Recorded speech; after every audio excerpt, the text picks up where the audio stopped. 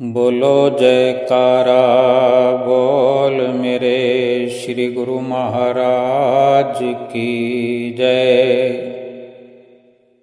सभी गुरुमुख प्रेमियों से सप्रेम जय सच्चिदानंद। अक्सर हम शिकायत करते होंगे,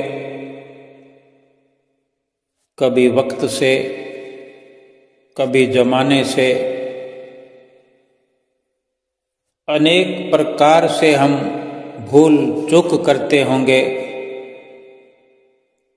सिमरन छोड़ देते होंगे, आरती पूजा भी अधूरी रख देते होंगे किसी न किसी बहाने से। लेकिन एक बात याद रखने वाली है,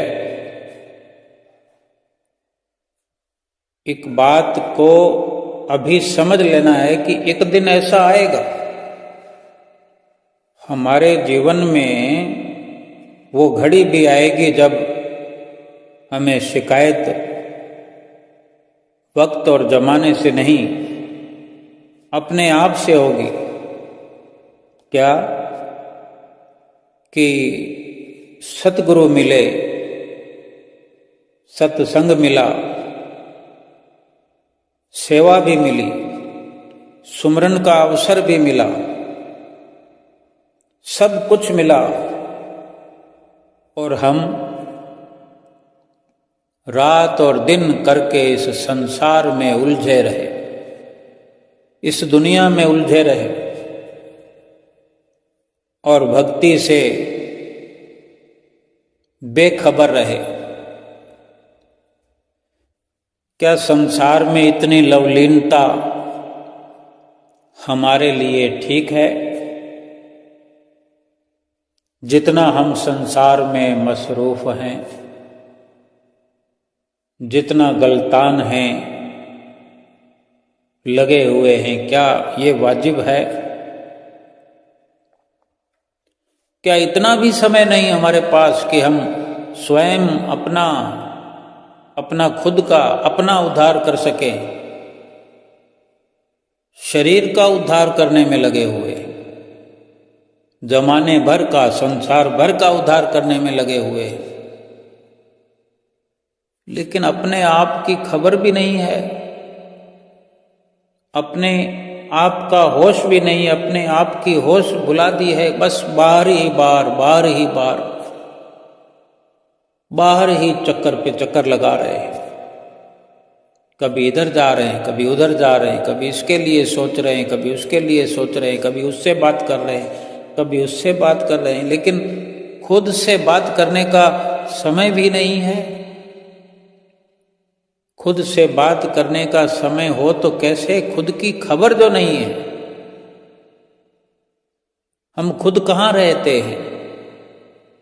हम अपने आप को, खुद को भी बाहर ढूंढ रहे हैं, कभी उसमें ढूंढ रहे हैं, कभी उसमें ढूंढ रहे हैं, कभी अपने आप को धन में देख रहे हैं, कभी आप अपने आप को तन में देख रहे हैं, कभी मित्रों में अपने आप को देख रहे हैं, कभी कुटुंब परिवार में देख रहे हैं, कभी बंगला गाड़ी में देख रहे हैं। तभी तो ये उलझन है, हम उलझे हुए हैं, यही उलझन है।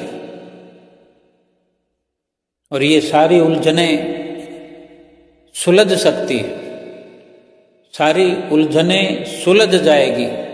कैसे? जब अपने आप को अपने अंदर देखने का प्रयास करें, अपने आप से अपने अंदर फोन करने की बात विचार करें। ये खेल तमाशे, ढोल नगाड़े जो बाहर बजा रहे हैं, ये खेल तमाशे जो बाहर देख रहे हैं, वो अपने अंदर भी देख रहे हैं। जो बाहर ब्रह्मांड नजर आता है,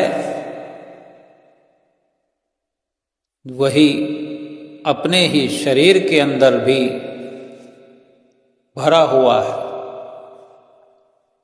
या यूं कहें कि उसी अंदर वाले ब्रह्मांड को ही निकाल कर बाहर रचा गया है।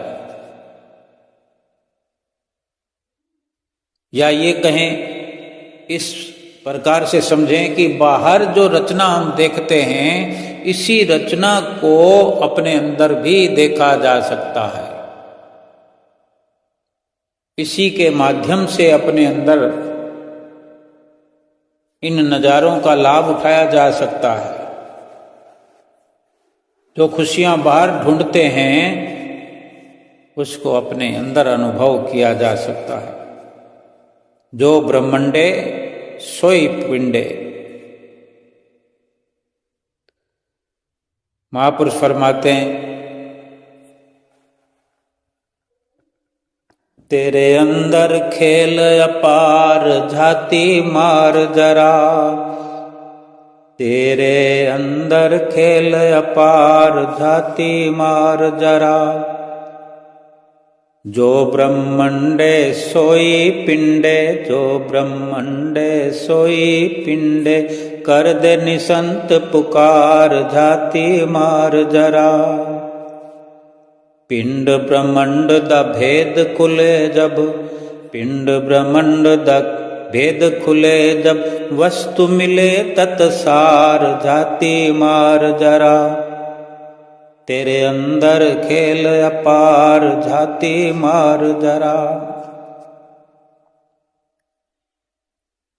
ये संत बताते हैं कि जो ब्रह्मंडे सोई पिंडे। संत महापुरुष पुकार पुकार कर, जतला जतला कर कह रहे हैं, समझा समझा कर के कह रहे हैं, प्यार से समझा रहे हैं, मधुर वाणियों में समझा रहे हैं। पिंड क्या है, ब्रह्मांड क्या है, पिंड देश क्या है, ब्रह्मांड देश क्या है, इनका भेद खोल खोल करके समझा रहे हैं। क्योंकि इस भेद के खुलने पर ही सार वस्तु का पता लगता है, सत्य की पहचान होती है। सत्य क्या है, सार वस्तु क्या है। वस्तु मिले तत्सार झाती मार जरा, कि अंदर झांक कर तो देखे अंदर। हम स्वयं अपने अंदर ही स्थित हैं, हमारा निवास स्वयं का अपने अंदर है। हम तो कहते हैं ये हमारा निवास स्थान है, ये हमारा घर है, ये हमारा बंगला है। ये सब शरीर के रहने का ठिकाना है, बल्कि हम स्वयं तो अपने अंदर ही बैठे हुए हैं। हम अपने आप में कब स्थित होंगे, अपने ही आप से हम दूरी बनाए हुए हैं। और अपने आप से ये जब दूरी मिट जाएगी तो समझो परमात्मा मिल गए। अपने आप का जो भेद खुल गया, पिंड क्या है, ब्रह्मांड क्या है, सार तत्व क्या है, सब समझ में आएगा। जितने जतन हम बार करते हैं प्रभु को पाने के लिए, सुख को पाने के लिए, शांति को पाने के लिए, आनंद को पाने के लिए, वो सारा सुख हमारे अंदर भरा पड़ा है। इतना प्रयास भी करने की जरूरत नहीं, केवल ये समझ में आ जाए हमें कि हमारा जो वास्तविक सुख हमें मिलना है वो हमारे ही अंदर प्रभु ने रख छोड़ा है। हमें तो केवल झाती मारनी है। अक्सर बड़े बुजुर्ग भी हमें कहते हैं कि कोई वस्तु अगर हम नहीं ढूंढ पाते हैं तो थोड़ा सा डांट कर कहते हैं कि जरा वहां अंदर जाके झाती मार तो सही, थोड़ा गौर कर, हमने वहां अमुक वस्तु रखी हुई है, तुमने ध्यान से देखा ही नहीं। और इस प्रकार जाकर जब दोबारा ढूंढते हैं तो वो वस्तु वहीं मिल जाती है। तो संत महापुरुष इस अंदर का सब अनुभव रखते हैं, संत महापुरुष ही अंदर के भेद जानते हैं और हमें खोल खोल करके बता रहे हैं, इशारा करके बता रहे हैं, जबानी कहकर बता रहे हैं, लिख करके बता रहे हैं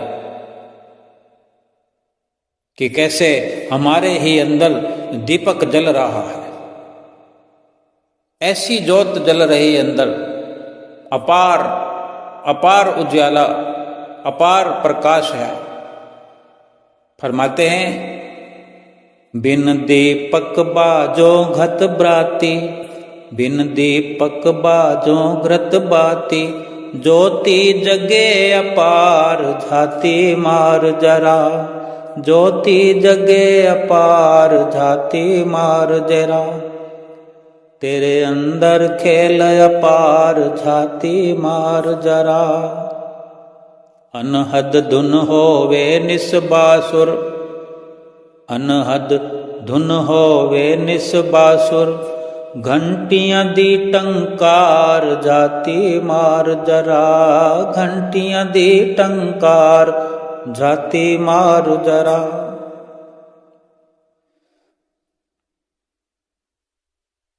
दीपक बिना घी और बत्ती के जल रहा है, ज्योत जल रही है और अपार उसकी रोशनाई है। आंधी और तूफान में भी वो टिमटिमाती नहीं, फड़फड़ाती नहीं, हर वक्त रोशन रहती है। अनहद धुन का जो इशारा करते हैं वो ऐसे ऐसे सुंदर नाद को प्रकट करने वाली धुन है, सुंदर नाद सुनाने वाली वो धुन है जिसको अनहद, जिसका कोई हद नहीं है, जिसका कोई दायरा नहीं है, वहां कोई बजाने वाला नहीं है, लेकिन वो सभी कुछ हो रहा है जो हम यहाँ बाहर अनेक अनेक जतन करके उसमें आनंद प्राप्त करने की कोशिश करते हैं। वहाँ केवल अंदर झाती मारकर अंदर से जुड़ने की जरूरत है। वही के वही ढोल नगाड़े बज रहे हैं, ताल बज रहे हैं, मृदंग बज रहे हैं। ताल मृदंग नगाड़ा बाजन, ताल मृदंग नगाड़ा बाजन, बाजन बीन सितार झाती मार जरा। बंसुरियां बज रही है, बीन बज रही है और बहुत अच्छे से सुर ताल में सब ये ढोल नगाड़े बज रहे हैं। ये परमात्मा की असीम कृपा हमारे अंदर भर करके रखी गई है, लेकिन हम बाहर सब ढूंढने में लगे हुए हैं। लेकिन संतों महापुरुषों के सानिध्य में जब जीव आता है, जब संतों महापुरुषों के नजदीकी में, उनकी संगत में, उनकी सत्संगत में बैठता है, वक्त लगाता है, समय लगाता है और विचार करता है कि संत महापुरुष क्या फरमाते हैं। संत महापुरुष सुरत शब्द का मेल करवा देते हैं, क्योंकि शब्द नाम सतगुरु से ही मिलता है। नाम देकर के वो सुरत शब्द का मेल समझाते हैं, सुरत शब्द का मेल कराते हैं। और जब सुरत शब्द का मेल होता है, 10वें द्वार पर जब सुरत पहुंच करके उस आनंद का अनुभव करती है, ये सतगुरु की बख्शिश से, उनके आशीर्वाद से फरमाते हैं, सुरत शब्द दा मेला होवे, सुरत शब्द दा मेला होवे, पहुँच के 10वें द्वार झाती मार जरा। 10वें द्वार पहुंच करके जो सुमरन भजन के लिए हिदायतें फरमाते हैं कि यहाँ पिंड देश की जहाँ हद खत्म होती है, ब्रह्मांड देश की जहाँ से शुरुआत होती है, ये वो 10वां द्वार है। 9 द्वारों के बाद ये 10वां द्वार जहाँ स्थित है, यहीं से शुरू होती है ब्रह्मांड की रचना। यहीं से सारा खेल अंदर का जो सच्चा खेल है, यहीं से सारी शुरुआत होती है। सतगुरु की असीम दया जब होती है, सतगुरु से जब नाम मिल जाता है, शब्द मिल जाता है और जीव ये भजन करता है, अभ्यास करता है, 10वें द्वार पर सूरत की चढ़ाई करता है, सूरत को 10वें द्वार पहुंचाता है।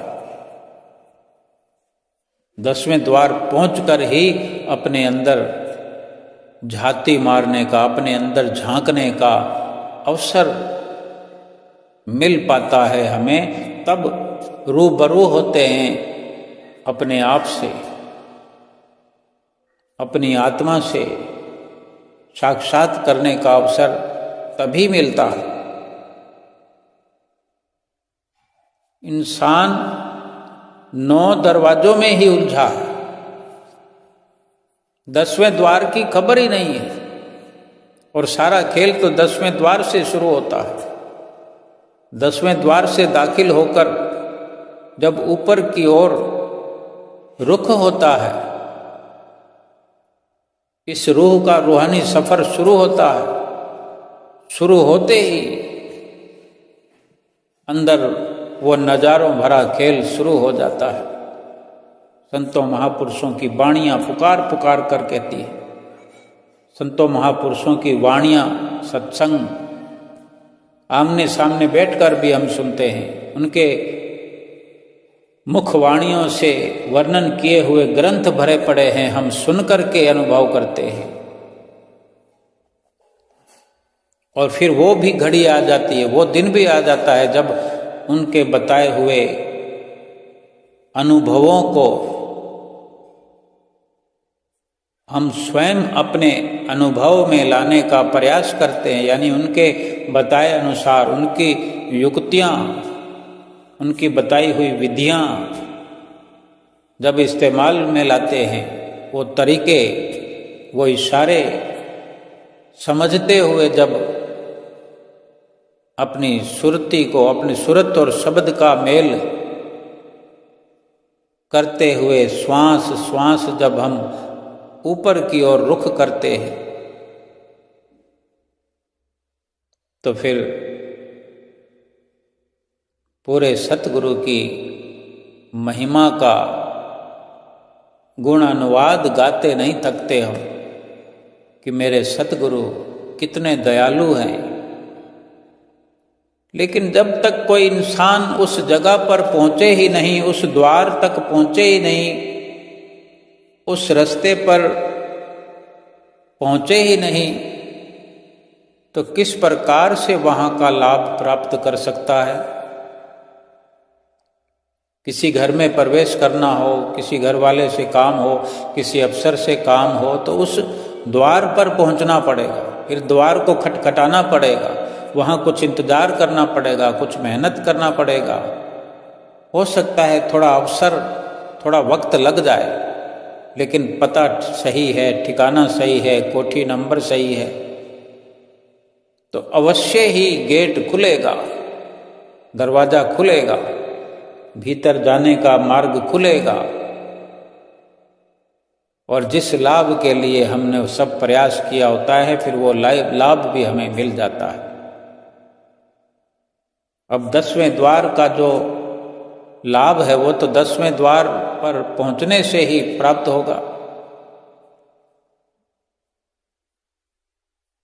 सारा संसार 9 दरवाजों में ही भटक कर रह गया है। एक से निकलता है दूसरे में, दूसरे से निकलता है तीसरे में।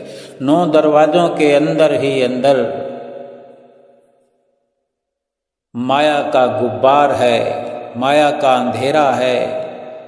इसी में पड़ा भ्रम रहा है।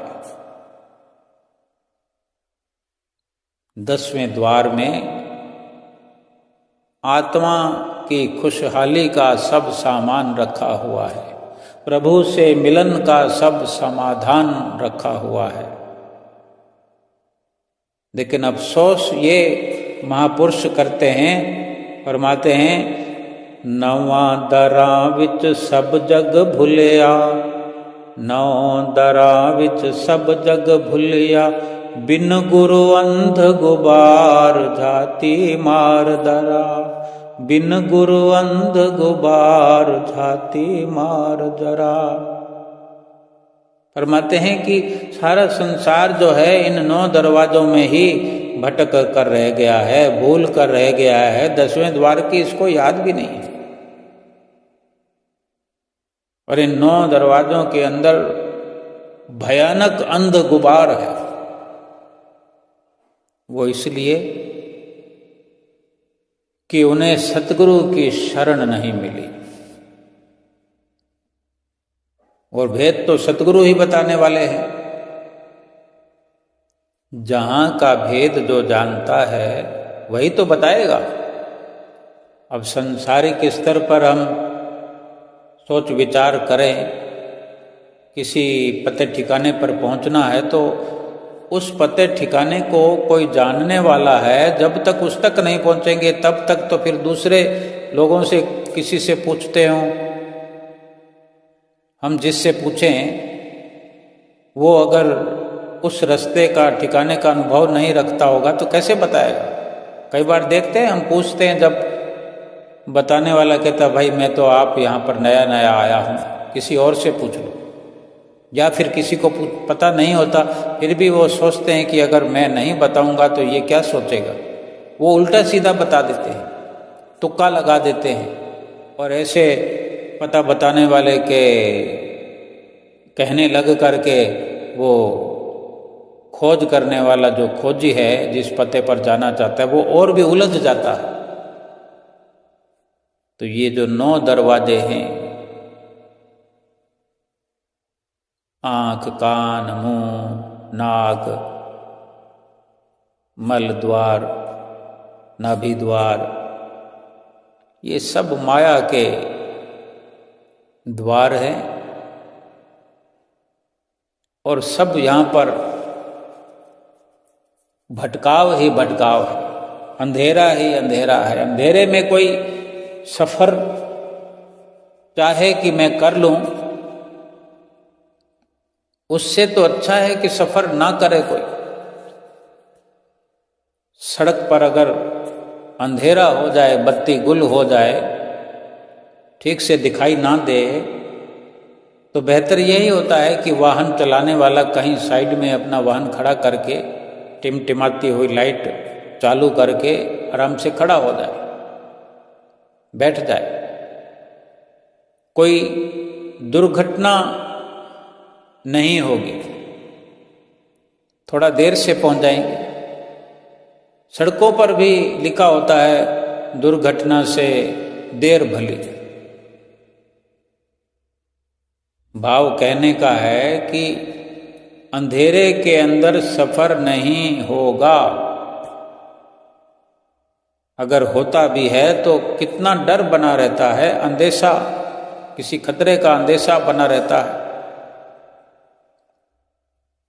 अभी श्री गुरु महाराज जी ने कुछ दिन पहले वचन फरमाए, साध संग में चांदना सकल अंधेरा और, सहजो दुर्लभ पाइये सत संगत में ठोर।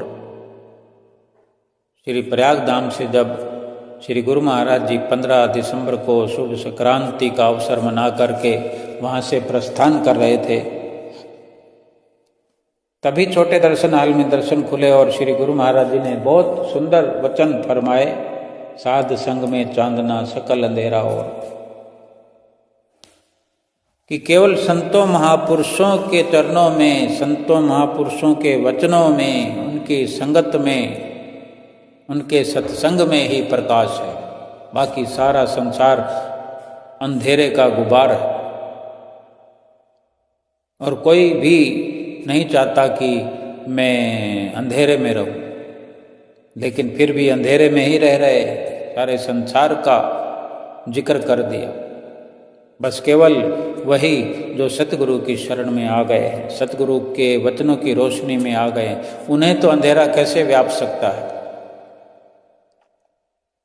भले ही हम विश्वास न करते हों पूर्ण तौर पर, सतगुरु की शरण भी हासिल की है, उनके वचनों पर चलते भी हैं, लेकिन सोच सोच करके चलते हैं कि अपना समय लगाऊं कि ना लगाऊं, आरती को पूरा करूं कि ना करूं, सेवा करूं कि ना करूं, या इतनी बहुत है, ज़्यादा करके क्या करना है, भक्ति तो हो गई,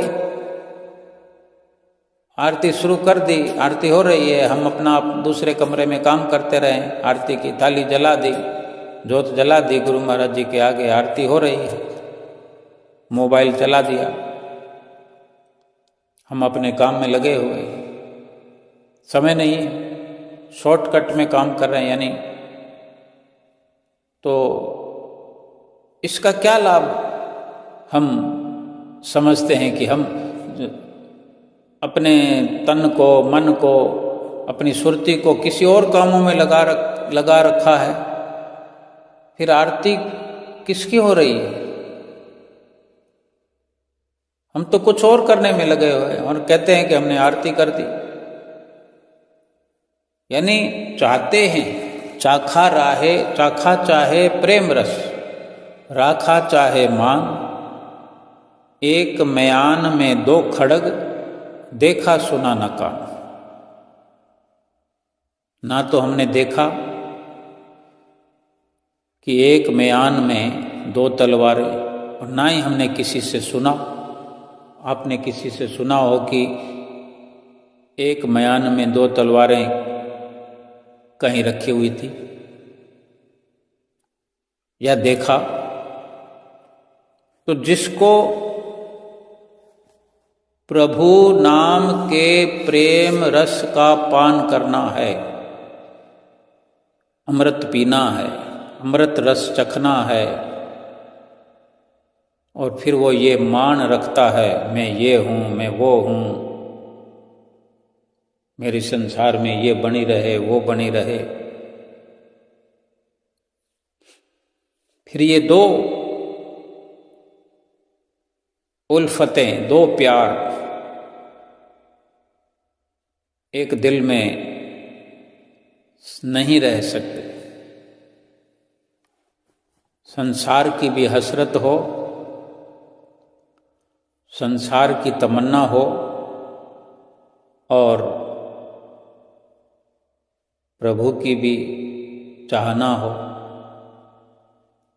एक को छोड़ना पड़ेगा, क्योंकि ये बाहर कोई जाला नहीं है, कमरे के अंदर कोई अलमारी नहीं है ऐसी कमरे में जिसमें बहुत सारे गुरु महाराज जी को भी विराजमान कर दिया, कृष्ण भगवान को कर दिया, माता रानी को कर दिया,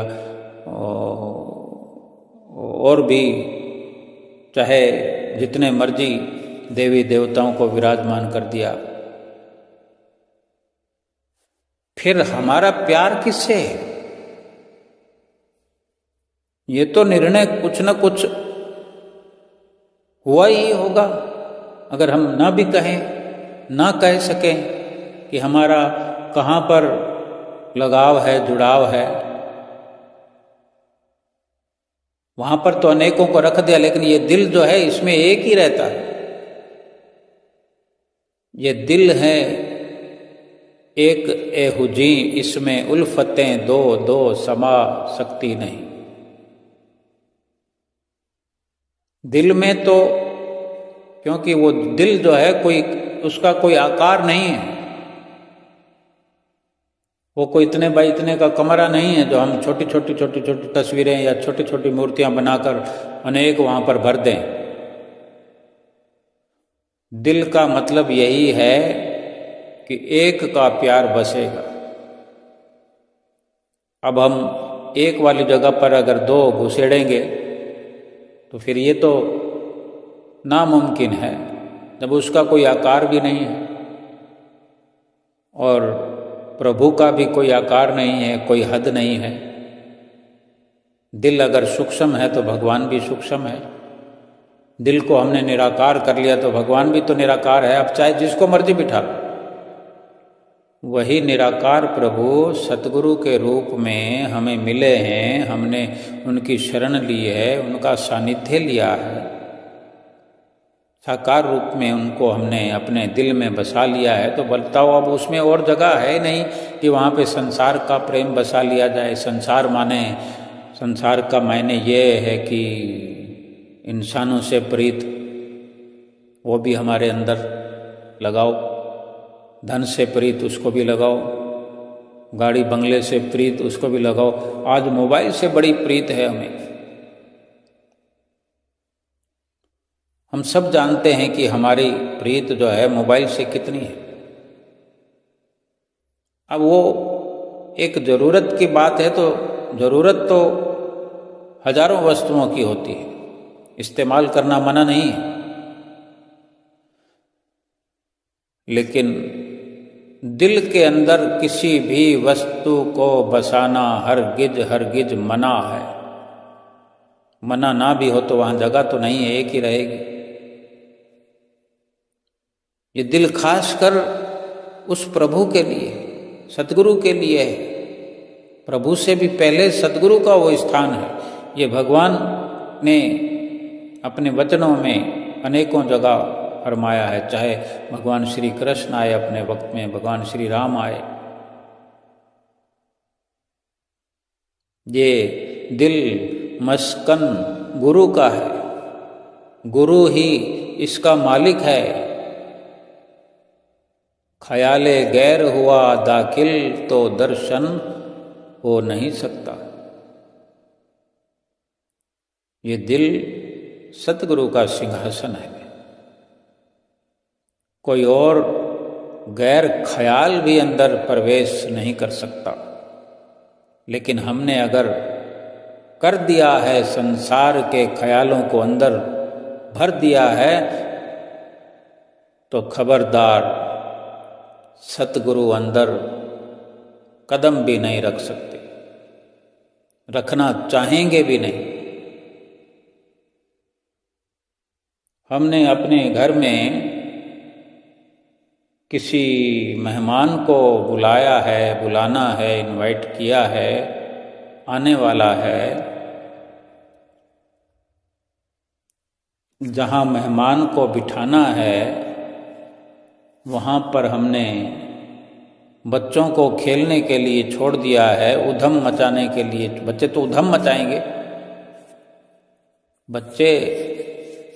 बच्चों का खेल अपना अलग तरह का होता है।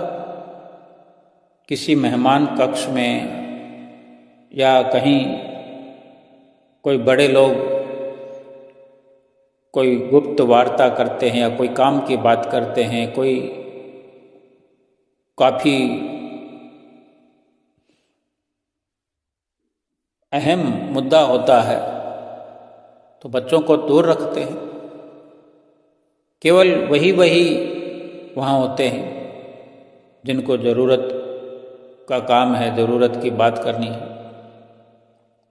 अगर इस प्रकार बच्चे उधम मचा रहे होंगे तो वहाँ मेहमान कितनी देर टिकेंगे? या मजबूरन ऐसा लगेगा उन्हें कि हम फंस गए यहाँ के। ये तो एक सांसारिक स्तर की बात है। मतलब परस्ती का यह दौर है, मतलब परस्ती का व्यवहार है, तो जैसे तैसे कोई समय काट ले। लेकिन भगवान को क्या मजबूरी है, सतगुरु को क्या मजबूरी है कि उस दिल के अंदर आके प्रवेश करना है जहाँ पर संसार का गंध भरा पड़ा हो, कचरा भरा पड़ा हो, संसार की हसरतें हों, संसार की कामनाएं हों। इतनी मुसीबतों में भगवान को आने की क्या जरूरत है, जब हमें फुर्सत नहीं संसार की ये इच्छाएं, कामनाएं अपने दिल से निकालने की, दिल को खाली करने के लिए कोई हमें सोच विचार ही नहीं, तो फिर भगवान को भी क्या जरूरत है? उनके लिए क्या जगह की कमी है? उसी दिल में जाएंगे जहाँ पर दिल भगवान के लिए सजाया गया हो, भगवान की जहाँ उल्फत हो, भगवान का प्रेम हो, भगवान की जिस दिल में लगन हो, जिस दिल में भक्ति की खुशबू आती हो, हम अपने घर में जहाँ भगवान को विराजमान कर रखा है, जिस अलमारी में, जिस मंदिर में, वहाँ पर क्या करते हैं? कितनी साफ सफाई होती है। अगरबत्ती जलाते हैं, देसी घी का दिया जलाते हैं, जोत जलाते हैं, धूप जलाते हैं। कितना साफ साफ के चमका के रखा होता है, महका के रखते हैं। सोचो जरा, हमारे अंतर आत्मा से एक विचार उठता है कि ये भगवान का मंदिर है। बच्चों को सिखाते हैं, समझाते हैं, जय करो। फिर एक मंदिर अपने अंदर भी तो है। उस अंदर वाले मंदिर में, अपने अंदर वाले मंदिर में, दिल में ये संसार का कूड़ा करकट, गंदगी, इसके क्या मायने? हाथी के दांत दिखाने की ओर, खाने की ओर। हम कहते कुछ हैं, करते कुछ हैं। बाहर इतनी व्यवस्था है, इतनी समझ है, फिर भीतर के लिए भी होनी चाहिए, क्योंकि वो मौखिक पेपर है बाहर, और अंदर प्रैक्टिकल है। फेल पास तो प्रैक्टिकल से होगा। पूरा लिखित पेपर, पर्चा भरना होगा, पूरे नंबर मिलेंगे। कौन नहीं चाहता कि मैं मैट्रिक में ना आऊं? सब चाहते हैं मैं अव्वल नंबर आऊं। तो ये आध्यात्मिकता की हमारी जो दौड़ है, प्रभु भक्ति की जो दौड़ है, प्रभु प्राप्ति की जो ख्वाहिश है, लगन है, क्या हम चाहेंगे हम पीछे रह जाए? अगले जन्मों में देख लेंगे, अगले जन्मों में कर लेंगे। थोड़ी थोड़ी देर में ही अवसर खो जाता है इस संसार की छोटी छोटी तरक्कियों में, अगर कहीं कोई लापरवाही हो जाए। कहीं स्कूल में पेपर हो रहा था, परीक्षा का दिन था। अब एक शहर के अंदर जब कोई परीक्षा होती है तो जितने भी परीक्षा के केंद्र होते हैं, वहाँ पर पहुँचने वाले दूर दूर से हजारों की संख्या में वो पेपर होता है, लाखों की संख्या में होता है, राज्य भर में वो होता है। तो हर शहर में जितने स्कूल कॉलेज होते हैं, किसी का नंबर कहीं आता है, किसी का नंबर सेंटर कहते हैं कि सेंटर कहाँ आया, कोई 200 किलोमीटर से आता है, कोई 100 किलोमीटर से आता है, कोई 50 किलोमीटर से आता है, कोई शहर का शहर में है। लेकिन वहाँ पर जो नियम हैं, कायदे कानून हैं, इतने बजे तक प्रवेश होगा, उसके बाद में गेट बंद कर दिया जाएगा। तो कितनी सभी जो हैं परीक्षार्थी, पेपर देने वाले, कई दिनों से उसको ध्यान में रखते हैं, उस नियम को, और उसी के तहत मेहनत करने में लगे होते हैं। पढ़ाई करना वो अलग बात है, याद करना वो अलग बात है। क्या क्या डॉक्यूमेंट्स चाहिए, वो आधार कार्ड है, वोटर आईडी है, या कोई जो परीक्षा का वो रोल नंबर है, पेपर है, अपना फ़ोटो वोटो, जो भी तैयारी है, वो कागज़ पत्र अपने सब तैयार रखे होते हैं। और सुबह अगर जाना है, 10 बजे जाना है, तो रात को सारी तैयारियां करके तैयार रखते हैं। और वहाँ परीक्षा केंद्र पर भी समय से पहले आधा घंटा तैयार खड़े हैं, कोई 1 घंटा तैयार खड़ा है। 1 मिनट का भी देरी होने देना नहीं चाहते। पता है फिर कौन सुनाई करेगा, अंदर घुसने नहीं देंगे, पेपर हम दे नहीं पाएंगे।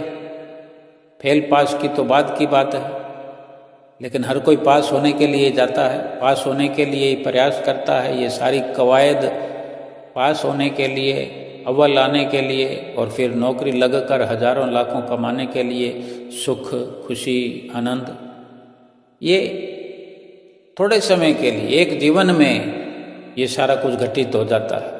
30 साल की उम्र हो चुकी है, 25 साल की उम्र हो चुकी है, तब तो ये अवसर कोई लेकर के खड़े हैं। कोई 30 साल की उम्र का था, कोई 35 साल की उम्र का, कोई 25 साल की उम्र का, और ये सब पेपर देने में लगे हुए। तो ये जब नौकरी लगेगी, लगते लगते किसी की अगर 35 साल की उम्र हो गई, बाकी का कितना जीवन है जो उसका लाभ उठाएगा?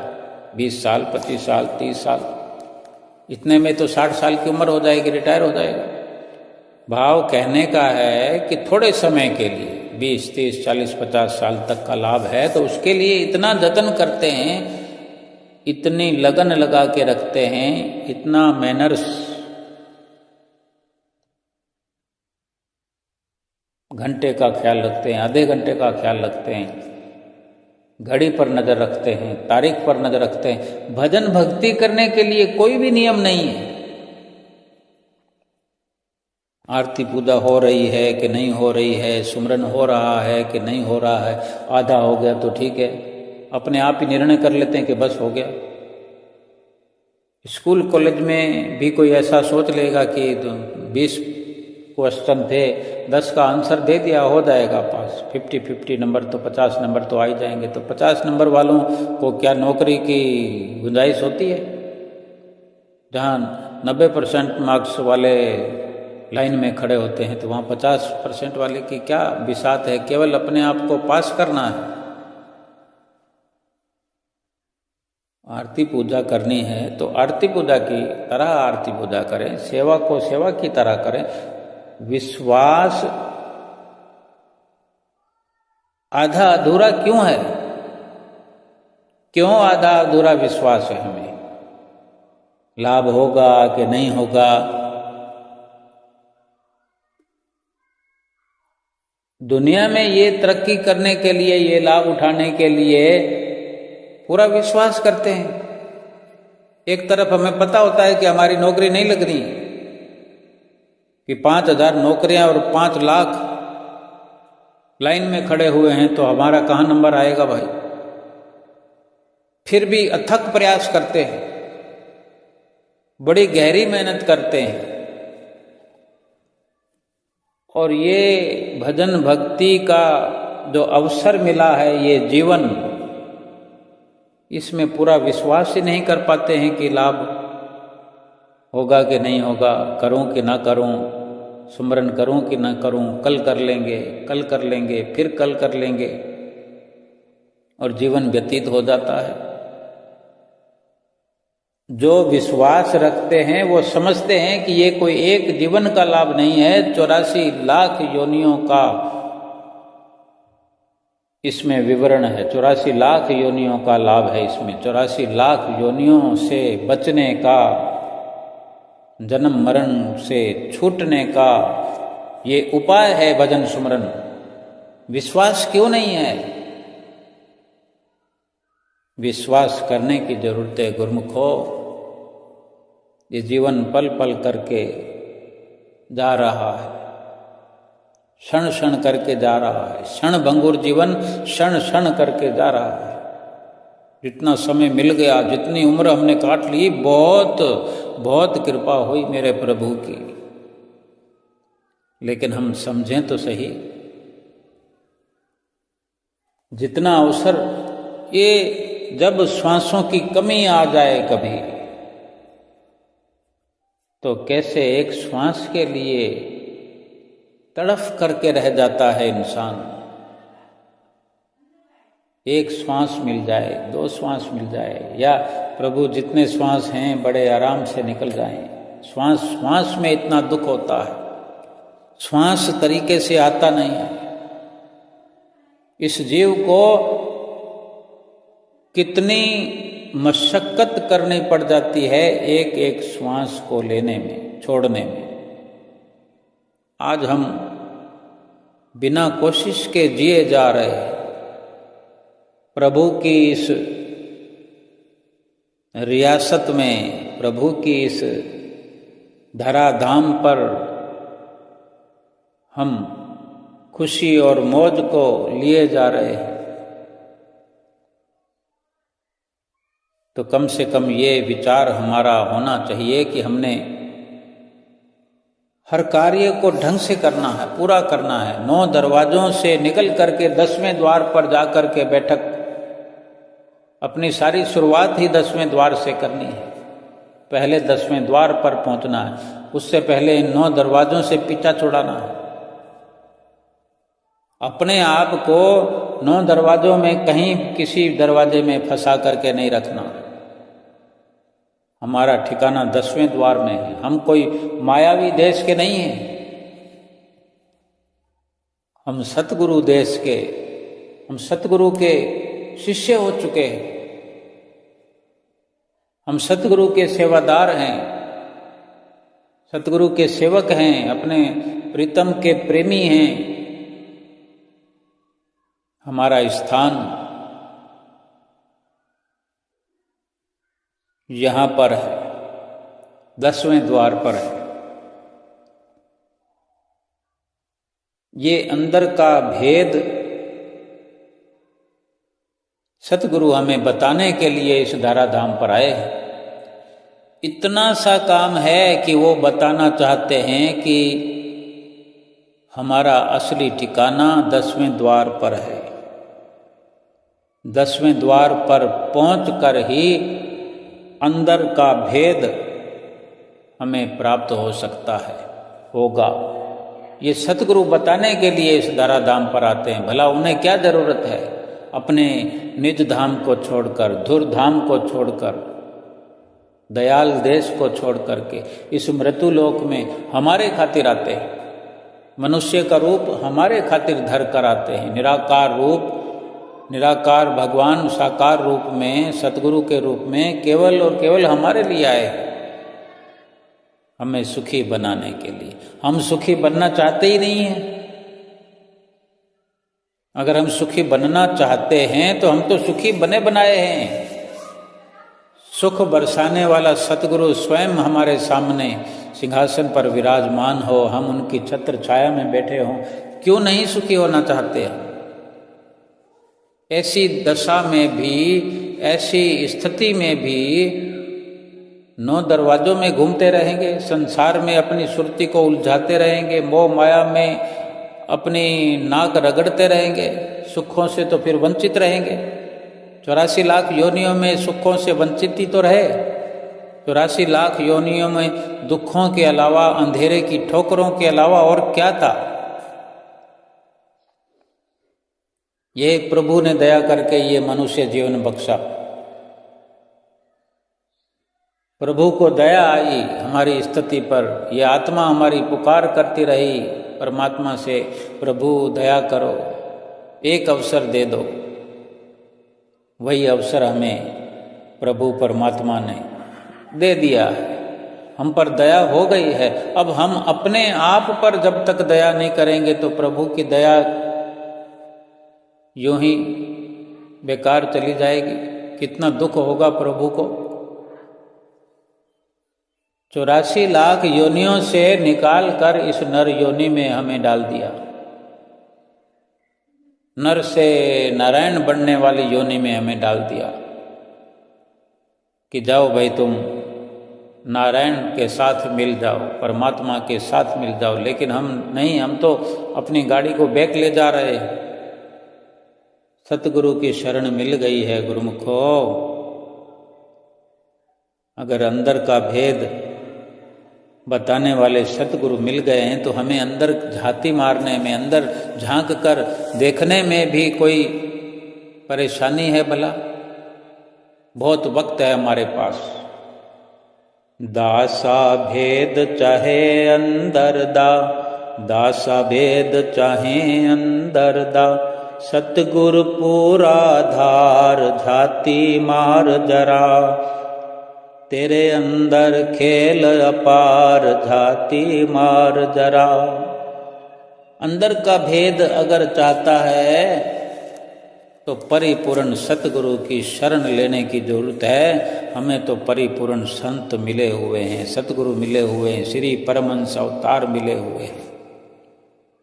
पूरा भेद बताने के लिए हमें रात और दिन प्रयत्न करने में लगे हुए हैं। हमारे अहोभाग्य हैं, हमारे भागों का सितारा जाग गया है, क्योंकि जगाने वाला आ गया है।